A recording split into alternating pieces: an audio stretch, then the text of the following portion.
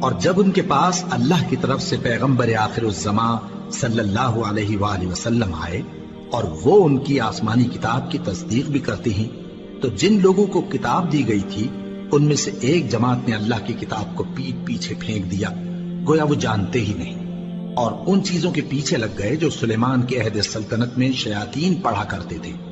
اور سلیمان نے مطلق کفر کی بات نہیں کی، بلکہ شیطان ہی کفر کرتے تھے کہ لوگوں کو جادو سکھاتے تھے۔ اور وہ یعنی بنی اسرائیل ان باتوں کے بھی پیچھے لگ گئے جو شہر بابل میں دو فرشتوں یعنی ہاروت اور ماروت پر اتری تھی، اور وہ دونوں کسی کو کچھ نہیں سکھاتے تھے جب تک یہ نہ کہہ دیتے کہ ہم تو ذریعہ آزمائش ہیں، تم کفر میں نہ پڑو۔ غرض لوگ ان سے وہ چیز سیکھتے جس سے میاں بیوی میں جدائی ڈال دیں، اور اللہ کے حکم کے سوا وہ اس چیز سے کسی کا کچھ بھی نہیں بگاڑ سکتے تھے،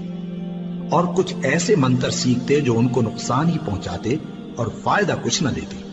اور وہ جانتے تھے کہ جو شخص ایسی چیزوں یعنی سحر اور منتر وغیرہ کا خریدار ہوگا اس کا آخرت میں کچھ حصہ نہیں،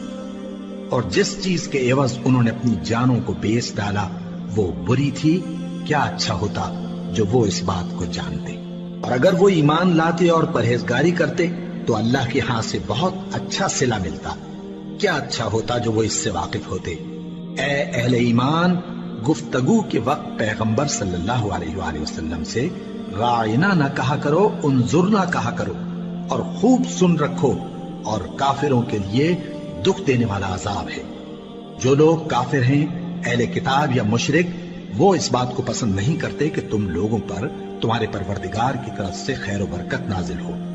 اور اللہ تو جس کو چاہتا ہے اپنی رحمت کے ساتھ خاص کر لیتا ہے، اور اللہ بڑے فضل کا مالک ہے۔